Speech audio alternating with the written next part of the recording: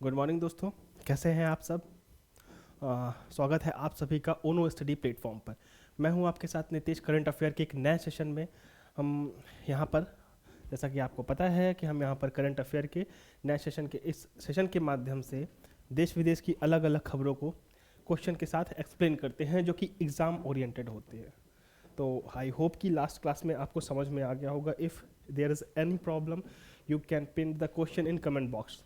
ठीक है, तो अगर आपको कोई भी दिक्कत है तो आप कमेंट बॉक्स में क्वेश्चन को लिख के पूछ सकते हैं, जिससे कि उसका एक्सप्लेनेशन मैं दे सकूं, को देने की कोशिश करूंगा। ठीक है, तो चलते हैं आज की अपनी क्लास की ओर। तो ठीक, आपने आई होप कि रिवाइज भी कर लिया होगा, आपने लास्ट क्लासेस रिवाइज कर ली होंगी। तो चलते हैं हम अपने आज की क्लासेस की तरफ, जो कि इम्पोर्टेंट क्लास होने वाली है क्योंकि बहुत सारे क्वेश्चंस निकल कर आए हैं। तो चलिए, हमारा पहला क्वेश्चन देखिए। उत्तर प्रदेश के पहले एयर पॉल्यूशन कंट्रोल टावर का उद्घाटन कहाँ के शहर में किया गया है? Air pollution control tower.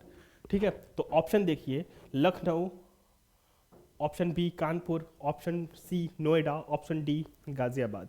तो इसका सही आंसर होगा दोस्तों नोएडा।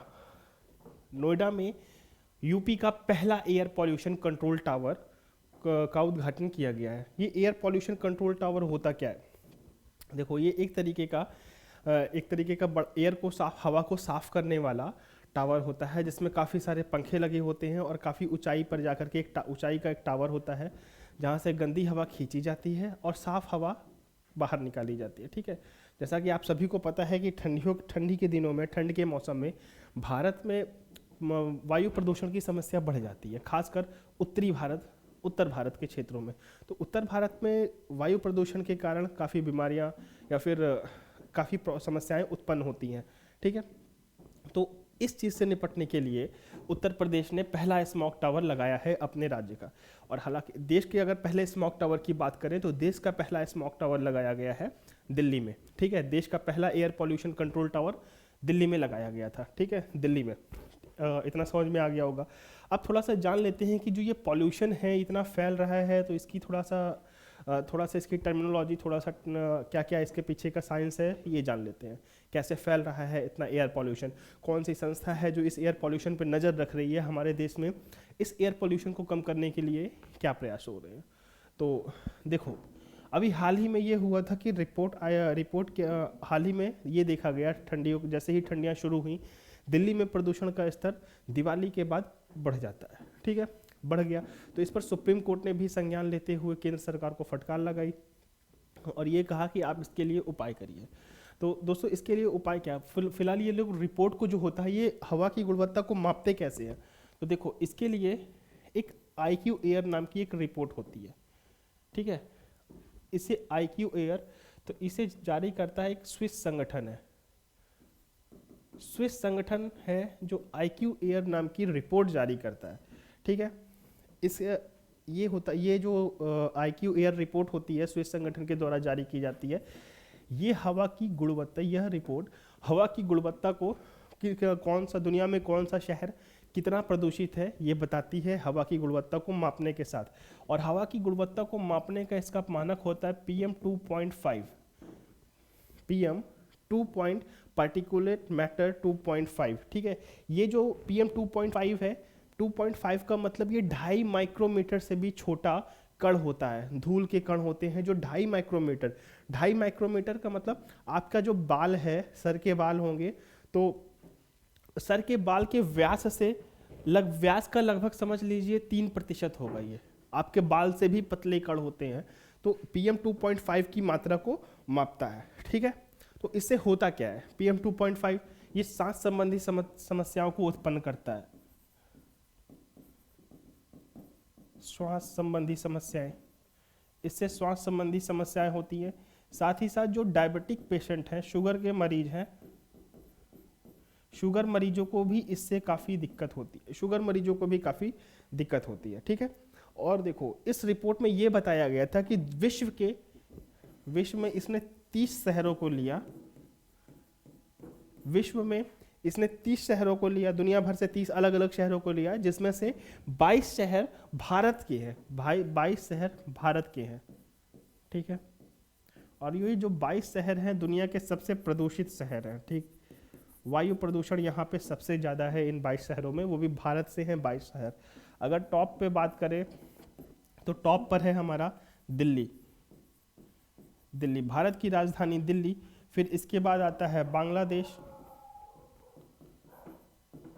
बांग्लादेश फिर इसके बाद थी मंगोलिया की राजधानी उलान बटोर, ठीक है। तो दिल्ली में सबसे ज़्यादा प्रदूषण रहा, फिर बांग्लादेश में और फिर उलान बटोर में। तो ये टॉप 3 हैं। 30 में से 22 शहर जो हैं वो भारत के हैं, ठीक है। तो देखो इसका रीज़न क्या होता है, क्यों दिल्ली में या फिर क्यों उत्तर भारत में हवा इतनी प्रदूषित हो जाती है। तो इसे जानने से पहले हम एक चीज़ और जानेंगे कि हवा की जो गुणवत्ता होती है, हवा की गुणवत्ता होती है उसे मापते कैसे हैं। तो देखो इसके लिए एक पैमाना सेट किया गया है। पैमाना ये सेट किया गया है कि अगर स्कोर है 0 से 50 के बीच में तो वहाँ की हवा अच्छी कंडीशन में है, ठीक है। अगर 51 से 100 के बीच में है, 51 से 100 के बीच में है तो वहाँ पर मॉडरेट है, ठीक है, वहाँ की कंडीशन मॉडरेट है। और अगर 101 से लेकर के 200 के बीच में है तो वो वहाँ पर अच्छी नहीं है, मतलब अनहेल्दी कंडीशन है। अगर 101 से ये 150 के बीच में, 150 के बीच में है तो यहाँ पर अनहेल्दी है, अनहेल्दी है। और 151 से लेकर के 200 के बीच में है तो ये थोड़ा सा जो अनहेल्दी है उन लोगों के लिए जो थोड़े से सेंसिटिव होते हैं, sensitive for unhealthy for sensitive person.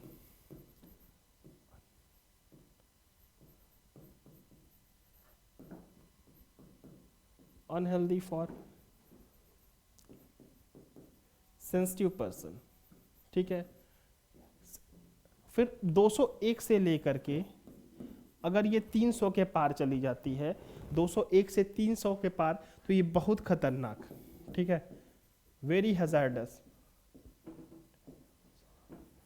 Very hazardous. और 300 एक मिनट 201 से 300 तक ये हजार्डस हो जाएगी। और अगर ये 300 के पार चली गई, 300 के पार चली गई तो ये हो जाएगा वेरी हजार्डस, मतलब यहाँ पर तो रहना भी गलत हो जाएगा, ठीक है। 300 के पार चली गई तो यहाँ पर रहना भी गलत हो जाएगा। देखो 0 से 50 का मतलब हवा बिल्कुल साफ है। अगर स्कोर वहाँ पर PM 2.5 का स्कोर नापा गया, 2.10 का PM 2.5 का, PM 10 का, और भी जो प्रदूषक होते हैं उनके स्कोर को माप करके 0 से 50 के बीच में आया तो वो एक अच्छी कंडीशन में है, गुड, मतलब यहाँ पे ग्रीन सिग्नल होगा आपको कि यहाँ पे आप रहिए, खेलिए, कूदिए, कुछ भी करिए। लेकिन अगर 51 से 100 के बीच में है तो मॉडरेट, मतलब मॉडरेट का मतलब जैसे कुछ सीजन होते हैं जिसमें थोड़ी सी हवा गड़बड़ हुई कुछ रीज़न की वजह से, जैसे कहीं सड़क बन रही है या फिर कहीं पे कुछ आग लग गई, तो इन सब आगजनी की घटनाएं हो गई, तो इन सब घटनाओं से वहाँ पर हवा थोड़ी गड़बड़ होती है लेकिन सही हो जाती है, तो ये मॉडरेट कंडीशन होती है। और फिर 101 से 150 के बीच में होता है वो अनहेल्दी होता है, ठीक है। जहाँ पर जैसे इंडस्ट्रियल क्षेत्रों में जाते हैं, जैसे आपका शहर है, शहर के बाहर अगर इंडस्ट्री लगी हुई है तो वहाँ से जो हवा वगैरह थोड़ी थोड़ी आती हैं तो वो अनहेल्दी हो जाएंगी आपके लिए। अनहेल्दी का मतलब अगर आप बहुत लंबे समय तक वहाँ पर रह रहे हैं तो बीमार होने की संभावना ज़्यादा है। और फिर 151 से 200 हो गया तो अनहेल्दी फॉर सेंसिटिव पर्सन। तो अनहेल्दी फॉर सेंसिटिव पर्सन का मतलब एक कुछ ऐसे लोग जिन्हें मतलब हवा की जैसे बाहर वो निकलते हैं तो उन्हें छींक आने लगी, किसी तरीके की एलर्जी हो गई, एलर्जी से किसी तरीके की एलर्जी की समस्या होती है, तो ये उनके लिए ठीक नहीं होगा। एस्थमेटिक पेशेंट होंगे तो उनके लिए ठीक नहीं होगा। और यहाँ पर अनहेल्दी का मतलब आप अगर नियमित रूप से रेगुलर एक्सरसाइज करते हैं, 101 से 150 के बीच में अगर है, रेगुलर एक्सरसाइज करते हैं या फिर योगा प्राणायाम जो भी आप करते हैं तो उससे आप करेंगे तो उससे कोई दिक्कत नहीं होगी। और 101 से 200 के बीच में अनहेल्दी फॉर सेंसिटिव पर्सन, जैसे आपको कोई एलर्जी की जैसी समस्या है, छींकना या खांसना, आप हल्के से बाहर निकलते हैं, धूल से आपको दिक्कत है तो यहाँ पे आपको प्रॉब्लम हो सकती है। 201 से 300 तक के बीच में हजार्डस का मतलब यहाँ रहना नहीं चाहिए, ये रहा जा सकता, मतलब कुछ उपाय करके जैसे घरों के अंदर रहा जा सकता है, कुछ फिल्टर लगा करके कि आप अपने घर के खिड़की और दरवाजों पर आप फिल्टर लगा लीजिए तो जो हवा के PM 2.5 है, PM 10 है तो उन्हें रोक सके। लेकिन यहाँ रहना स्वास्थ्य के लिए हानिकारक होगा, ठीक है। और जो अगर 300 से पार चला गया हमारा हमारा इंडेक्स, हमारा स्कोर अगर 300 से पार है तो वेरी हजार्डस, मतलब यहाँ नहीं रहना चाहिए। लेकिन उत्तर भारत के कुछ शहर जो ऐसे हैं जैसे दिल्ली, नोएडा, गाज़ियाबाद, लखनऊ, वाराणसी, इन सब का स्कोर जो होता है नॉर्मल कंडीशन में भी 300 के पार होता है। ठीक है, तो यहाँ की कंडीशन बहुत ही ख़राब है, वेरी हजार्डस। ठीक, तो ये आपको समझ में आ गया होगा इतनी चीज़ें। अब हम ये जान लेते हैं कि कैसे वायु प्रदूषण, कैसे भारत में मतलब ठंडियों के दिन में इतना ज़्यादा कैसे सीवियर कंडीशन में पहुंच जाता है कि सुप्रीम कोर्ट को भी दखल देना पड़ता है। तो देखो, सबसे पहले होता क्या है कि ठंडी के दिन में आप सभी को पता है मानसून जो होता है, उत्तर पश्चिम मानसून, जो कि गर्मी की ग्रीष्म ऋतु से प्रारंभ होता है, उत्तर पश्चिम मानसून।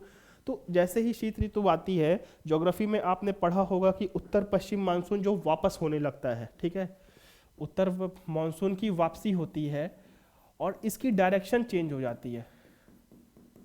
डायरेक्शन जो होती है उत्तर पश्चिम, नॉर्थ वेस्ट से नॉर्थ ईस्ट हो जाती है। ठीक है, नॉर्थ वेस्ट से इसकी डायरेक्शन नॉर्थ ईस्ट हो जाती है, जिसकी वजह से होता क्या है, अगर देखो इंडिया का मैप देखते हैं तो ये रहा इंडिया का मैप।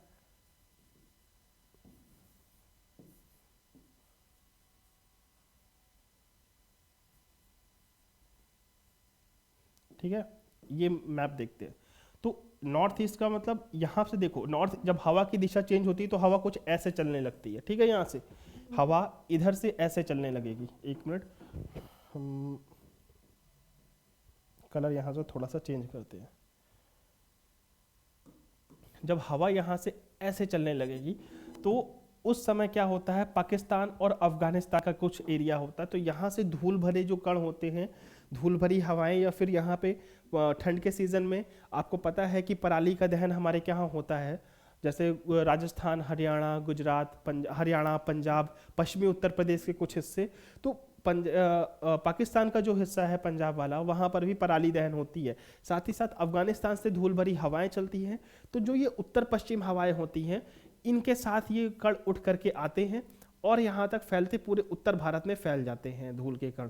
तो ठीक है, तो ये आपको समझ में आ गया होगा कि हवा मानसून की दिशा के परिवर्तन होने से हवाएं यहाँ पर साफ नहीं रह पाती हैं, सब पराली दहन हो गया हवा। और इसके साथ ही साथ ठंड के दिनों में, शीत ऋतु में हवा की गति में कमी हो जाती है।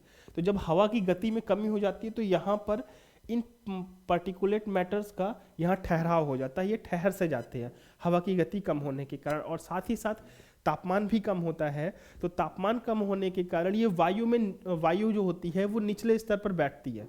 ठीक है, ठंडी, आपको पता होगा अगर ठंड हो गई है, ठंडी चीज़ भारी होती है, तो वायु यहाँ पर थोड़ा नीचे स्तर पर बैठी रहती है, जिसकी वजह से इन PM 2.5 और PM10 और या फिर और भी प्रदूषक जो हैं उनका ठहराव हो जाता है यहाँ पर।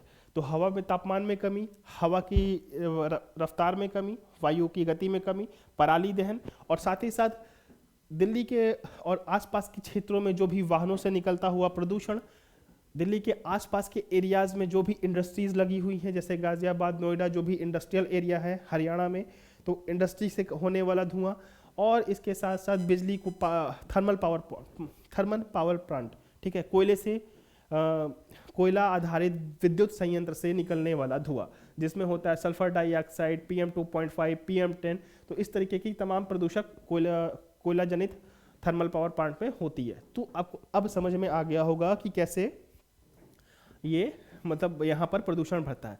साथ ही साथ इसका एक और रीज़न है, इसका एक और रीज़न ये है कि खाड़ी देशों में की बात करें, खाड़ी देशों की बात करें तो यहाँ पर है अरबियन प्रायद्वीप और यहाँ पर ईरान वगैरह। तो अरबियन प्रायद्वीप से उठने वाले धूल भरे तूफान भी यहाँ तक आते हैं उत्तर पश्चिम मानसून के साथ साथ।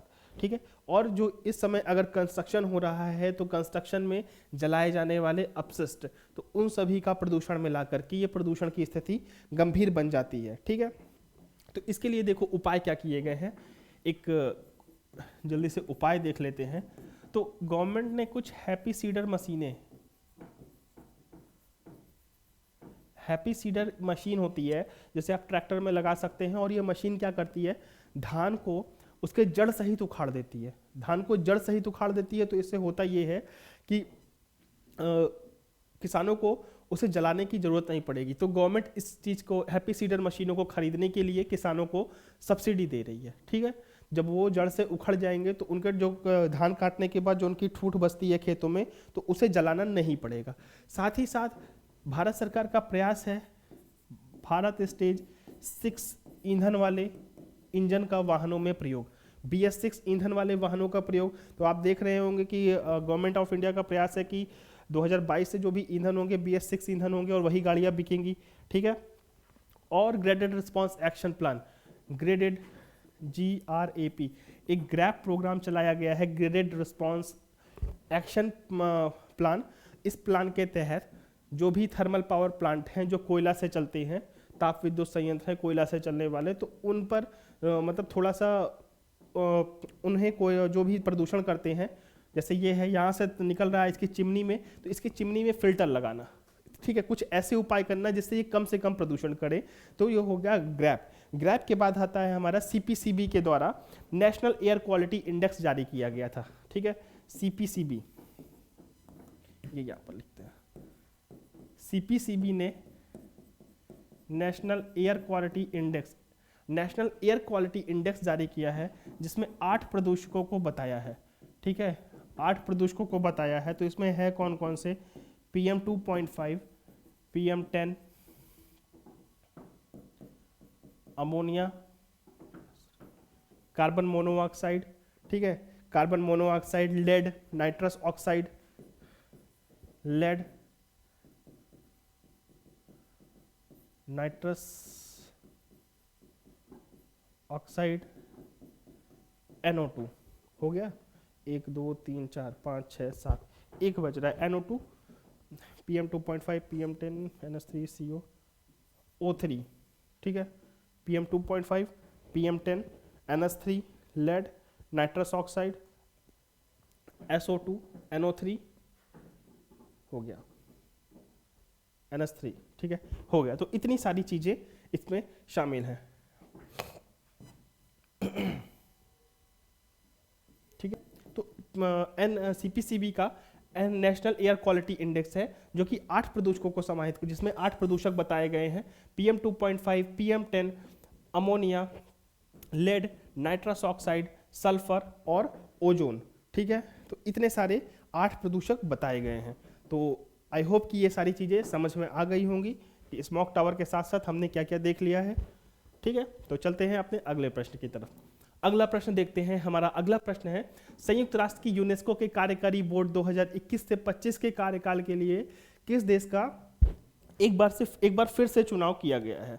ठीक है, संयुक्त राष्ट्र का कार्यकारी बोर्ड, तो संयुक्त राष्ट्र के कार्यकारी बोर्ड के लिए किस देश को एक बार फिर से चुना गया है? तो ऑप्शन देखिए, अमेरिका, जापान, मालदीव या भारत। तो इसका सही आंसर होगा भारत। तो भारत को यूनेस्को के कार्यकारी बोर्ड के लिए 21 से 25 के लिए फिर से चुना गया है। इसके साथ ही साथ 4 और लोगों को चुना गया है एशिया प्रशांत से। ठीक है, एशिया प्रशांत से 4 और देशों को चुना गया है, जिसमें है जापान, वियतनाम, एशिया ग्रुप 4 में, सॉरी ये 4 नहीं है, ये ग्रुप है। ग्रुप 4 में एशिया प्रशांत के कुछ और देशों को चुना गया है। तो उन देशों के नाम है फिलीपींस, कुक आइलैंड और चीन। तो इतने देशों को और चुना गया है साथ में। तो देखो, यूएन की जो 3 बड़ी सभाएं हैं, तो 3 बड़ी सभाओं में से एक सभा होती है यूनेस्को, और जो यूनेस्को का जो कार्यकारी सदस्यों का चुनाव होता है, यूएन की एक जनरल असेंबली होती है। यूएन की जनरल असेंबली, जिसे हम महासभा भी कहते हैं, तो यूएन की जनरल असेंबली के द्वारा इसका चुनाव किया जाता है। ठीक है, समझ में आ गया होगा। यूनेस्को के कार्यकारी बोर्ड के द्वारा कार्यकाल बढ़ाया जा सकता है या फिर से चुनाव किया जा सकता है। तो यूनेस्को की जनरल असेंबली होती है। इसके साथ और कौन कौन से देश चुने गए हैं भारत के साथ, ये भी हमने डिस्कस कर लिया। ठीक है, तो 2021 से 25 के लिए भारत का चुनाव, फिलहाल अभी आपको ये ध्यान में देना है कि 21 से 25 के लिए भारत का चुनाव किया गया है। यूनेस्को के कार्यकारी बोर्ड में, ठीक है, कार्यकारी बोर्ड का। और इस कार्यकारी बोर्ड के लिए चुनाव कौन करता है? तो यूनेस्को की जनरल असेंबली। यूनेस्को की जनरल असेंबली क्या होती है? जनरल असेंबली का मतलब जिसमें सभी के सभी 195 देश शामिल होते हैं और वो वोटिंग करते हैं। वोटिंग करते हैं, ठीक है, कि किस देश को शामिल करना है, किस देश को नहीं, इस बात को लेकर के वोटिंग करते हैं। तो क्लियर हो गया होगा क्वेश्चन। अगला क्वेश्चन देखते हैं। हर कौन सा देश आईसीसी चैंपियनशिप ट्रॉफी 2025 की मेजबानी करेगा? आईसीसी चैंपियनशिप ट्रॉफी 2025 की मेजबानी कौन सा देश कर रहा है? ऑप्शन देखिए, भारत, पाकिस्तान, बांग्लादेश, श्रीलंका। तो इसका सही आंसर होगा पाकिस्तान। तो आखिरकार काफ़ी दिनों बाद, ठीक है, कितने दिनों बाद, लगभग 8 से 10 साल हो रहे हैं, 10 सालों के बाद ये किसी पाकिस्तान में कोई चैंपियनशिप ट्रॉफी होने जा रही है, ठीक है। ऑप्शन प्रश्न संख्या 4 देखते हैं। किस शहर में मत्स्य पालन के क्षेत्र के विकास के लिए देश का पहला मत्स्य व्यवसाय इंक्यूबेटर का उद्घाटन किया गया है? ठीक है, ये आप ध्यान रखिए, देश के पहले मत्स्य व्यवसाय इंक्यूबेटर का उद्घाटन किया गया है। ऑप्शन देखिए, गुरुग्राम, भोपाल, चंडीगढ़, लखनऊ। तो इसका सही आंसर होगा गुरुग्राम में, ठीक है। गुरुग्राम में देश के पहले मत्स्य पालन, पहले फिशरीज बिजनेस इंक्यूबेटर का उद्घाटन किया गया है। अगला प्रश्न देखते हैं। अगला प्रश्न है हमारा, आईसीसी पुरुष क्रिकेट समिति के नए अध्यक्ष कौन बने हैं? आईसीसी पुरुष क्रिकेट समिति के नए अध्यक्ष, तो सौरव गांगुली या वीवीएस लक्ष्मण, वीरेंद्र सहवाग या अनिल कुंबले। तो आप सबने पढ़ लिया होगा इसको, अब तक न्यूज़पेपर में काफ़ी चर्चा में था। सौरव गांगुली को आईसीसी पुरुष क्रिकेट समिति का नया अध्यक्ष चुना गया है। अगला प्रश्न देखते हैं। देखो अगला प्रश्न, ये हमारा थोड़ा हिस्ट्री से, थोड़े हमारी सैनिकों से रिलेटेड है। नवंबर 2021 में रक्षा मंत्री राजनाथ सिंह के द्वारा पुनर्निर्मित रेजांगला युद्ध स्मारक का उद्घाटन किया गया, ठीक है, रेजांगला युद्ध स्मारक। तो ये रेजांगला युद्ध स्मारक कहाँ पर स्थित है आपको बताना है, जम्मू कश्मीर, लद्दाख, सिक्किम या अरुणाचल प्रदेश में। तो आपको ये आंसर देना है कि रेजांगला युद्ध स्मारक कहाँ स्थित है, ठीक है। आपने कहानियाँ सुनी होंगी, तो ये स्थित है लद्दाख में, ठीक है, जब लद्दाख में, ठीक। देखो इसकी थोड़ी सी कहानी जान लो, क्योंकि कहानी जानना जरूरी है। हमारे देश में होता क्या है कि कुछ ऐसी कहानियां हैं जिन्हें हमारी किताबों में शामिल नहीं किया गया, लेकिन वो हमारे लिए जानना बहुत ज़रूरी है, ठीक, क्योंकि ये शौर्य गाथा से भरी हुई कहानी है। देखो 1962 में जब इंडो चाइना वॉर हो रहा था, भारत चीन युद्ध हो रहा था,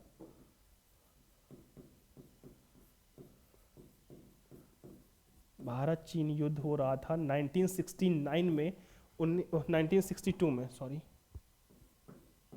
1962 में भारत चीन युद्ध हो रहा था, ठीक है, रेजांगला में। रेजांगला कहाँ पे है दोस्तों? लद्दाख में है, ठीक है। यहाँ पर भारत ने चीन को करारा सबक सिखाया था, बहुत तगड़ा झटका दिया था चीन को। हमारी जो सेना थी, भारतीय जवानों ने अपने शौर्य से चीनी सैनिकों के दांत खट्टे कर दिए थे, उन्हें पीछे हटने पर मजबूर कर दिया था। और आपको यह जानकर हैरानी होगी कि ये 18,000 फीट की ऊंचाई पर यह युद्ध लड़ा गया था, ठीक है, 18,000 फीट की ऊंचाई पर। और वो भी सीजन कौन सा था? नवंबर का सीजन, नवंबर का सीजन था। 18,000 फीट की ऊंचाई और नवंबर, सोचिए कितनी ठंड रही होगी वहां पर। और उस समय 1962 के युद्ध में क्या कंडीशन थी कि हमारे भारतीय सैनिकों के पास संसाधन की कमी थी। संसाधन मीन्स उनके पास ठंड से बचने वाले कपड़े नहीं थे, अच्छी दूरी तक मार करने वाली बंदूकें नहीं थी, मोजे नहीं थे, जूते नहीं थे। फिर भी उन्होंने अपनी शौर्य गाथा इस युद्ध में लिख दी। तो इस युद्ध में जो कुमायूं रेजिमेंट थी, तो उसका नेतृत्व कर रहे थे मेजर शैतान सिंह। इनका नाम आपने सुना होगा। इनके साथ लगभग 120 जवान थे, बस इनके साथ 120 जवान थे। और इन्होंने, मेजर शैतान सिंह ने अपने 120 जवानों के साथ चीनियों के 1300 सैनिकों को मौत के घाट उतार दिया था। 1300 चीनी सैनिक, 120 जवान और लगभग 1300 चीनी सैनिक थे, ठीक है। तो जिस रेजांगला पर ये पोस्टेड थे मेजर शैतान सिंह, वहाँ से सेना को लग रहा था कि यहाँ से कोई एंट्री नहीं होगी, क्योंकि रेजांगला के दूसरी तरफ से काफ़ी खड़ी चढ़ाई और छोटे छोटे तालाब टाइप के एरिया पड़ते थे, ठीक है, ठंड से जमे हुए। तो यहाँ से सेना ने उम्मीद नहीं की थी कि कोई आएगा, लेकिन मेजर शैतान सिंह को लगा था कि यहाँ से एंट्री कर सकते हैं। तो उन्होंने केवल 120 जवानों के साथ और लिमिटेड रिसोर्स के साथ वहाँ पर अपनी पोस्ट पर वो बने रहे। तो जैसे ही रात के समय में लगभग 5 अटैक हुए थे, तो उन 5 अटैक में इन्होंने चीनियों को बहुत अच्छा सबक सिखाया था, ठीक ठीक है। तो 1300 चीनी सैनिक मारे गए थे इसमें लगभग, और ये सारे के सारे हमारे 120 सिपाही वीरगति को प्राप्त हुए। और वीरगति को प्राप्त होने के बाद इसमें जैसे ही इनकी गोलियां खत्म हो गई तो इन्होंने अपनी संगीन, संगीन का मतलब होता है बंदूक के आगे लगा हुआ जो चाकू होता है, ठीक है, तो बंदूक की लगा हुआ जो आगे चाकू था उससे लड़ाइयाँ लड़ी थी। तो और फिर उसके बाद ये सब के सब वीरगति को प्राप्त हुए। तो उसके बाद ही बर्फबारी शुरू हो गई अगले दिन से। ये सारे के सारे लोग बर्फ में ही हमारे जितने जवान थे वहाँ पे मेजर शैतान सिंह के साथ, मेजर शैतान सिंह ने क्या किया कि कुछ लोगों को जो घायल थे, एक दो लोग, उन्हें वापस भेज दिया ताकि उन्हें ये बताया जा सके कि उनकी जो कंपनी थी उन्होंने कितनी बहादुरी से लड़ा, ये पता हो सके दुनिया को। तो उन्होंने एक दो लोगों को वापस भेजा, लेकिन हुआ क्या कि बर्फ में सबके सब दब गए। आखिर जब कुछ महीनों के बाद जब बर्फ हटी तो जब इन्हें देखा गया तो जो जिस कंडीशन में था वैसे ही जम गया था। कुछ जो थे वो घायल थे, वो जम गए थे, फिर हाथ में बंदूक लिए हुए, ट्रिगर पे उनका हाथ था, बंदूक के ट्रिगर पे, कुछ ऐसे ही लड़ते हुए वहाँ पे जम गए थे। ठीक है, तो ये थी इनकी युद्ध की कहानी। युद्ध की कहानी थी जिन्होंने वीरता से लड़ा, चीनियों का मुकाबला किया। ठीक है, माइनस तापमान था वहाँ पर, माइनस तापमान था और खाली हाथ थे वो, समझ लीजिए। तो इतना बड़ा बलिदान था। तो अभी हाल ही में पुनर्निर्मित किया गया है रेजांगला युद्ध स्मारक। राजनाथ सिंह वहाँ पर गए थे लद्दाख में। ठीक है, चलते हैं अपने अगले प्रश्न की तरफ। तो अपना अगला प्रश्न है, हमारा अगला प्रश्न है विश्व बैंक की नवीनतम रिपोर्ट विश्व के प्रेषण मूल्य विश्वव्यापी डेटाबेस। ठीक है, प्रेषण मूल्य विश्वव्यापी डेटाबेस के अनुसार विश्व का सबसे बड़ा प्रेषण प्राप्तकर्ता देश कौन है। ठीक है, प्रेषण का मतलब दोस्तों होता है रेमिटेंस, इसको अंग्रेजी में रेमिटेंस भी बोलते हैं।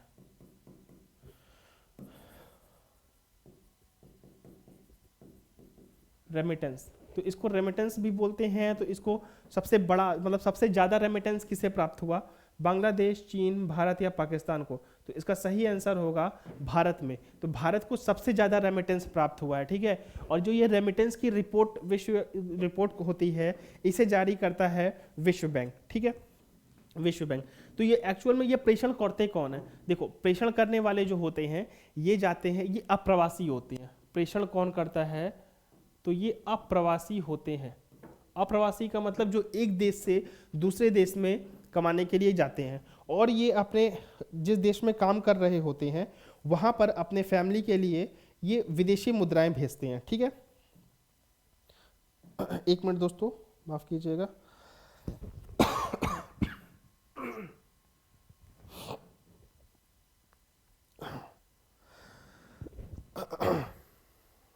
तो देखो, तो वर्ल्ड रेमिटेंस रिपोर्ट, तो रेमिटेंस रिपोर्ट में जो ये अप्रवासी होते हैं ये अपने जिस देश में काम कर रहे होते हैं, एक देश से दूसरे देश काम करने के लिए जाते हैं, और जिस देश में काम कर रहे होते हैं तो वहाँ पर काम करते हैं और विदेशी मुद्रा अर्जित करते हैं। जैसे यहाँ का कोई व्यक्ति कुवैत गया, दुबई गया, तो वो वहाँ कुवैत या दुबई की मुद्रा अर्जित करेगा, अमेरिका गया डॉलर अर्जित करेगा, ब्रिटेन गया पौंड अर्जित करेगा। तो इस तरीके से वो वहाँ पर कमाएगा और यहाँ पर अपने परिवार वालों को भेजेगा। तो 2021 में भारत के रेमिटेंस दुनिया में सबसे ज़्यादा रहा है, जिसमें से हमने लगभग 87 अरब डॉलर, ठीक है, सबसे ज़्यादा प्राप्त किया हमने 87 अरब डॉलर का प्रेषण आया है। और इस 87 अरब डॉलर में 20% हमने अमेरिका से प्राप्त किया है, 20% अमेरिका से प्राप्त किया है हमने प्रेषण का। ठीक है, इससे होता क्या है, जो ये अप्रवासी है अगर ये विदेशी मुद्रा भेजेगा तो सबसे पहले हमारे विदेशी मुद्रा भंडार जो होगा, विदेशी मुद्रा भंडार बढ़ेगा, और साथ ही साथ चालू खाते को बनाए रखने में मदद मिलेगी। ठीक है, चालू खाता घाटा के लिए वित्त जुटाने में मदद मिलेगी हमें। चालू खाता घाटा के लिए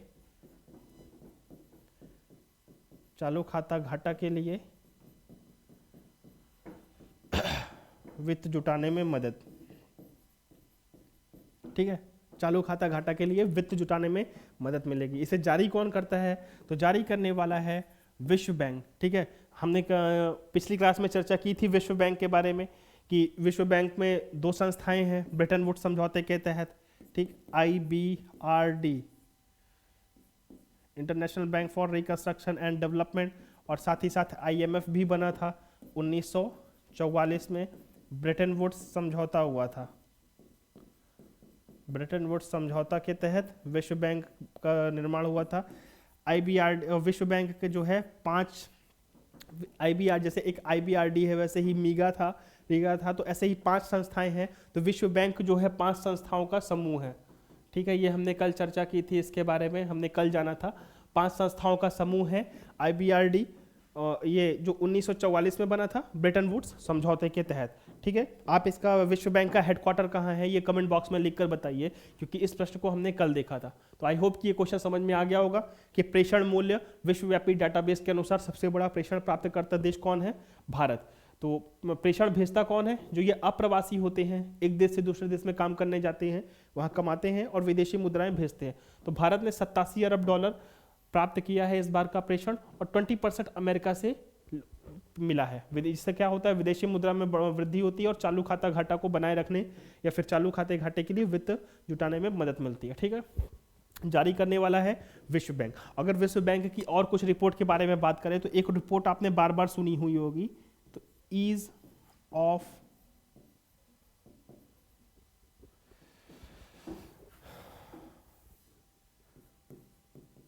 विश्व बैंक की रिपोर्ट के बारे में बात कर लेते हैं। तो ease of doing business, ease of doing business, human capital index,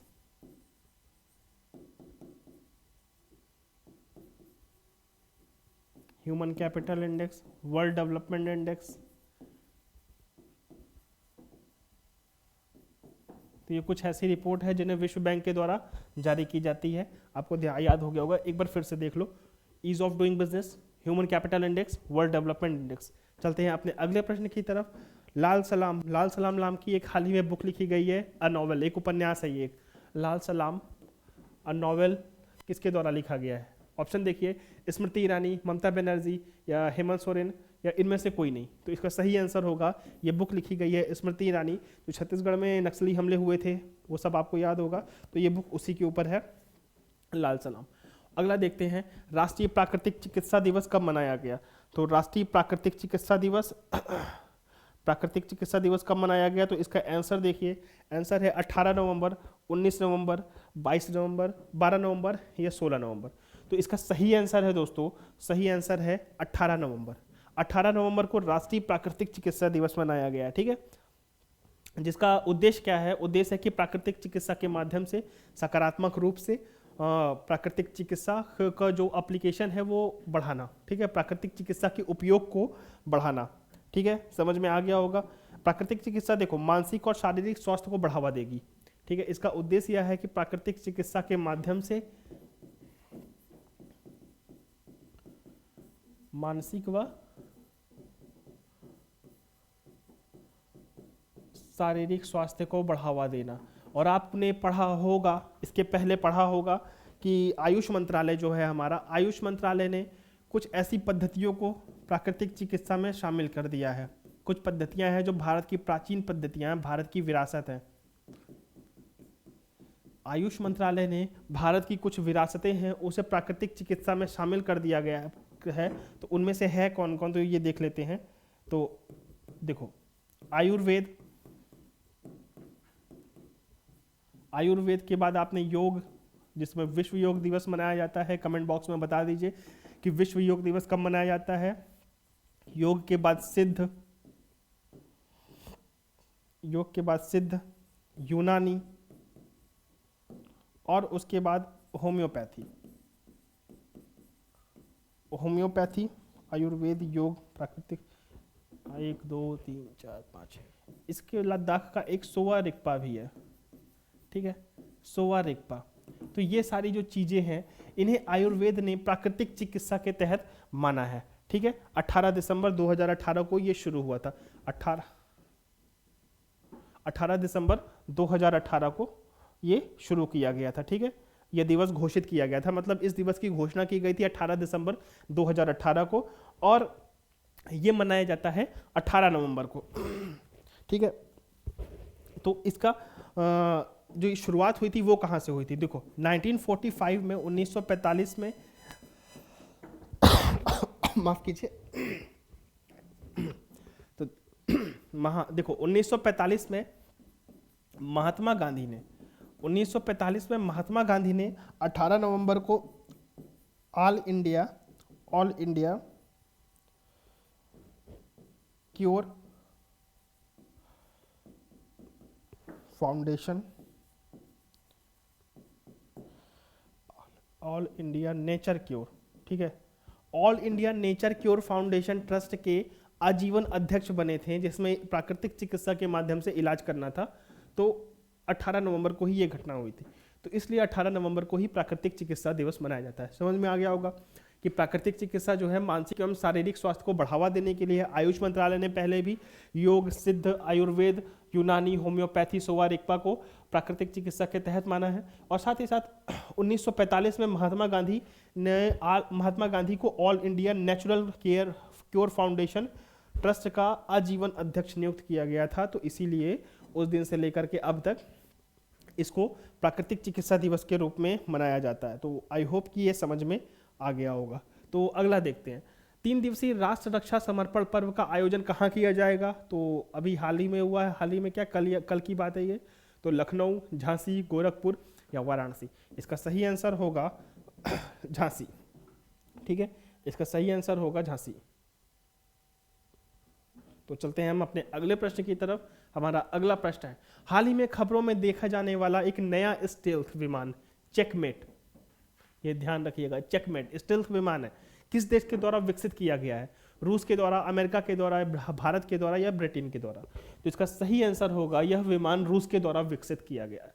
तो रूस ने अभी हाल ही में ये जो स्टेल्थ विमान होते हैं इन्हें 5वीं पीढ़ी का विमान बोलते हैं, 5th जनरेशन विमानों की। ये जो अब जनरेशन चल रही है, अब के जो विमान है वो लड़ाकू विमान है, वो 5वीं पीढ़ी के विमान है, ठीक है। अभी रूस ने सुखोई 57 बनाया था जो कि 5th जनरेशन का विमान था। उसके बाद ये चेकमेट पर काम कर रहे हैं, स्टेल्थ विमान, ठीक है। स्टेल्थ विमान का मतलब क्या होता है? 5वीं पीढ़ी की है, स्टेल्थ विमान है। तो हमने शायद पहली या दूसरी क्लास में चर्चा की थी स्टेल्थ विमान के बारे में कि स्टेल्थ विमान होते क्या है। तो स्टेल्थ विमान एक ऐसे विमान या फिर कोई ऐसा शिप हो, पानी वाला शिप हो या फिर एरोप्लेन हो, तो उसके कुछ डिज़ाइन ऐसे डिज़ाइन की जाए कि वो राडार की पकड़ में ना आए, या फिर उसका कुछ पेंट ऐसे से, यहाँ पर देख लो, यहाँ पर ये शिप है, ठीक है, ये एयरक्राफ्ट कैरियर है, ठीक, यहाँ पर अगर ये राडार है, ये तरंगे ऐसे से छोड़ रहा है, तो ये तरंग जो होती है यहाँ से टकरा के फिर इसके पास वापस आती है, तब ये राडार उस चीज़ की इमेज क्रिएट कर पाता है, ठीक है। तो इस शिप का डिज़ाइन ऐसा कर देना, इस तरीके से डिज़ाइन करना, या फिर इसमें किसी ऐसे पदार्थ के पेंट की कोट कर दी जाए कि जिससे कि ये तरंगों को अपने आप में अवशोषित कर ले, जिससे तरंगे टकरा कर वापस लौट ना पाए और वहाँ पता ही ना चल पाए राडार पे कि कौन सी वस्तु सामने है, ठीक है। तो इसको एक तरीके से राडार पे अदृश्य हो जाएगा। तो इसे ही कहते हैं, इसी तकनीक को बोलते हैं स्टील्थ तकनीक। स्टील्थ तकनीक दोस्तों आपको समझ में आ गई होगी। रूस के द्वारा चिकनमेट नाम का एक विमान, स्टील्थ विमान बनाया जा रहा है। तो चलते हैं अपने अगले प्रश्न की तरफ। अगला प्रश्न है, किस संस्थान ने स्वावलंबन चैलेंज फंड को लॉन्च किया है, ठीक है। तो ये देखते हैं, सिडबी, नाबार्ड, फिक्की या फिर इनमें से कोई नहीं। सिडबी का मतलब भारतीय लघु उद्योग विकास बैंक, भारतीय लघु उद्योग विकास बैंक। तो इसका सही आंसर होगा सिडबी ने स्वावलंबन चैलेंज फंड को प्रारंभ किया। स्वावलंबन चैलेंज फंड, देखो शॉर्ट में क्या जानो, तो शॉर्ट में जानने के मतलब आप जो आइडिया सोच रहे हो उस आइडिया को वास्तविक रूप देने में सरकार आपकी मदद करेगी। सरकार का मतलब सिडबी एक संस्था है, भारतीय लघु उद्योग विकास संस्थान, तो ये आपकी मदद करेगी। और ये जो मदद होगी ये foreign Commonwealth and development office, ये यूके का पड़ता है, foreign Commonwealth and development office, UK, इसकी सहायता से सिडबी और foreign Commonwealth development office UK की सहायता से जो एनजीओ होंगे, शैक्षणिक संस्थान होंगे, सामाजिक जो भी होंगे, ऐसे लोग होंगे जो स्टार्टअप को डेवलप करने में मदद करेंगे। तो इसकी सहायता से शैक्षणिक संस्थानों और जो भी शैक्षणिक संस्थान होंगे, एनजीओ होंगे, उनको सहायता दी जाएगी जिससे कि जो स्टार्टअप को मदद करते हो, स्टार्टअप को बढ़ाने के लिए मदद करते हो। ठीक है, इतना आपको समझ में आ गया होगा कि स्वावलंबन चैलेंज फंड क्या है। अगर आपके पास आइडिया है तो गवर्नमेंट उसको वास्तविक रूप में डालने के लिए इस स्वावलंबन चैलेंज फंड का स्वावलंबन चैलेंज फंड को लाई है। ठीक है, तो इसमें जैसे देखो होगा क्या कि जैसे कोई महिला है, एनजीओ है, या फिर कोई अपना स्टार्टअप खोलने जा रहा है, तो वो अपना प्रोजेक्ट सामने पेश करेगा, उसके लिए फंड की डिमांड करेगा। अगर सिडबी को लगता है कि हाँ ये सही है, स्टार्टअप में पैसे लगाना देना ठीक होगा, तो वो उसके लिए फंड देगा।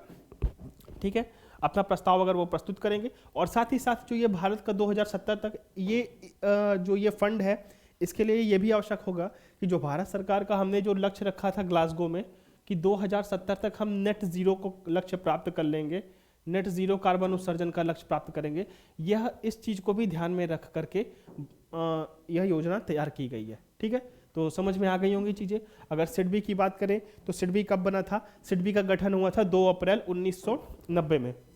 ठीक है, 2 अप्रैल 1990 को सिडबी का गठन किया गया था।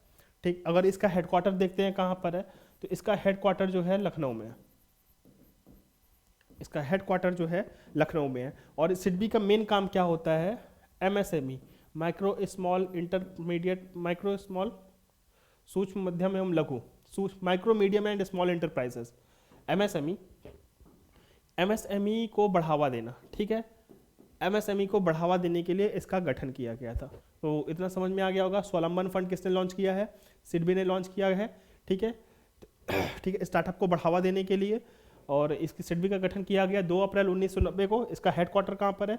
हेडक्वार्टर है लखनऊ में। चलते हैं अपने अगले प्रश्न की तरफ। सॉरी, तो अगला प्रश्न देखते हैं। अगला प्रश्न है हमारा, मनु भंडारी जिनका हाल में ही निधन हुआ है, वह किस क्षेत्र से जुड़ी हुई थी? तो ये काफ़ी फेमस थी, हाल ही में 90 वर्ष की अवस्था में, 90 ईयर्स की हो चुकी थी। तो इनका निधन हो गया। किस क्षेत्र से थी? साहित्य, अभिनय, चित्रकारी या संगीत? साहित्य, अभिनय, चित्रकारी या संगीत। तो इसका सही आंसर होगा साहित्य से यह जुड़ी हुई थी। मनु भंडारी ये काफ़ी फेमस लेखिका थी और इनका हाल में ही निधन हो गया। अगर इनकी रचनाओं की बात करें तो रचना में इनकी सबसे फेमस रचना है आपका बंटी, महाभोज या फिर एक ही सोच। तो कुछ ऐसी रचनाएं हैं जिनका नाम आपको पता होना चाहिए क्योंकि ये काफ़ी फेमस है।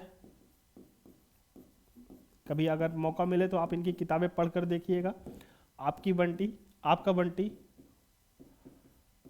महाभोज और यही सोच है।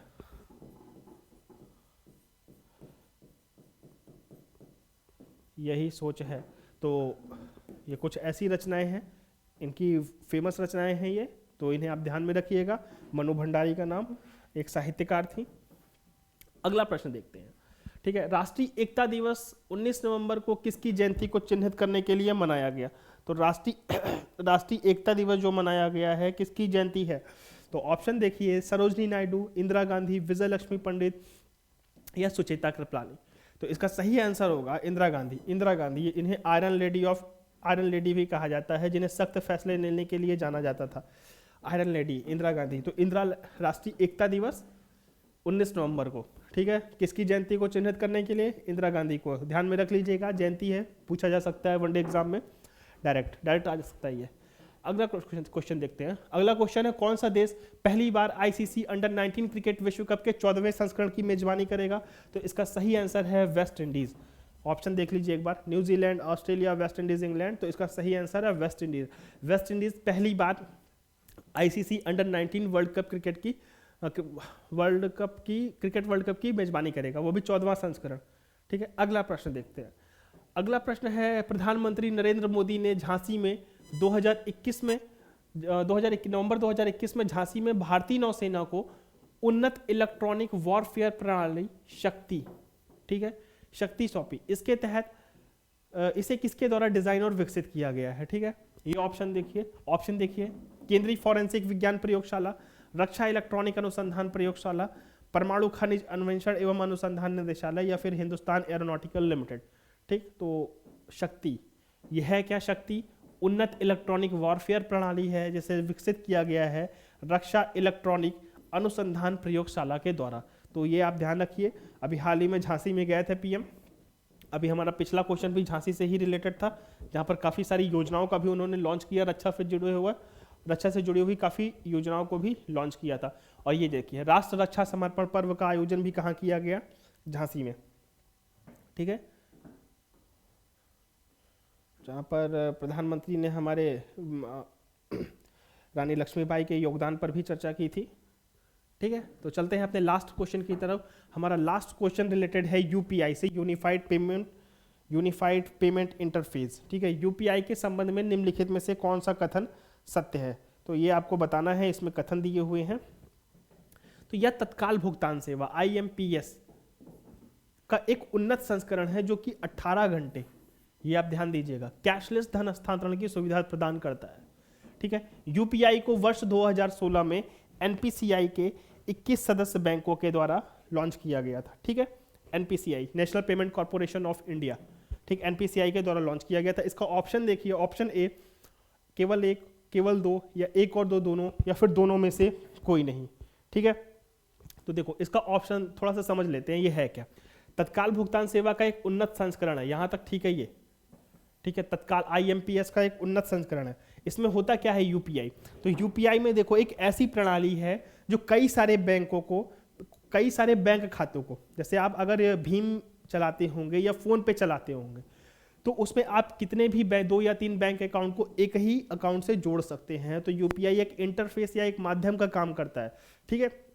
सिंपल से समझिए, आपका जो आपके फ़ोन में पेटीएम होगा या फिर फ़ोन पे होगा या गूगल पे या यूपीआई या भीम पे, इस तरीके की जो भी चीज़ें होंगी, तो इसमें आप देखेंगे कि आप एक से अधिक अकाउंट रख सकते हैं। तो कई सारे अकाउंटों को एक ही एप्लीकेशन के द्वारा आप जोड़ सकते हैं और उनसे भुगतान करने की सुविधा प्राप्त कर सकते हैं, ठीक है। और ये IMPS का उन्नत संस्करण है, ठीक है, जो कैशलेस प्रक्रिया को तीव्र और सरल बना देता है, ठीक है। इतना समझ में आ गया होगा। साथ ही साथ ये जो सुविधा है ये 24 घंटे उपलब्ध है आपको, 18 घंटे नहीं, यह सुविधा 24 घंटे उपलब्ध है। और यूपीआई को 2016 में ही बनाया गया था NPCI के द्वारा, 21 सदस्यों के बैंकों का एक एसोसिएशन है, उनके द्वारा मिलकर के बैंक एसोसिएशन है। ये जो बैंक एसोसिएशन है ये NPCI को देखता है, तो NPCI ने इसे बनाया था। तो हमारा ये ऑप्शन सही हो गया। अगर यहाँ पे 18 की जगह 24 होता तो ये सही होता, तो इसका आंसर हो गया केवल 2। तो जो ये देखो NPCI होता है, NPCI काफ़ी सारी संस्थाओं पर, जहाँ पर भारतीय रिजर्व बैंक का पैसा आता जाता है, वहाँ पर ये नज़र रखता क्या है, उसकी देख रेख करता है। जैसे कि ATM, अगर देश में जितने भी ATM हैं लगे हुए हैं, उनमें कैश डालने का काम अगर पूछा जाए कौन करता है, तो वो काम NPCI का होता है, ठीक है। समझ में आ गया होगा। देखो और एक चीज़ और, इसमें लास्ट में एक चीज़ और ऐड कर देते हैं कि यूपीआई के माध्यम से जो लेन देन हुआ है, तो अक्टूबर 2021 में हमने 100 बिलियन अमेरिकन डॉलर का लेन देन हुआ था, इसको पार कर लिया है। 100 बिलियन अमेरिकन डॉलर के लेन देन को पार कर लिया है यूपीआई के माध्यम से, मतलब कैशलेस ट्रांजैक्शन को हमने 100 बिलियन डॉलर कैशलेस ट्रांजैक्शन कर चुके हैं हम लोग यूपीआई के माध्यम से, जो कि भारत के डिजिटल भारत बनने की ओर एक सकारात्मक कदम है। तो ये चीज़ें आपको समझ में आ गई होंगी कि यूपीआई IMPS का एक उन्नत संस्करण है।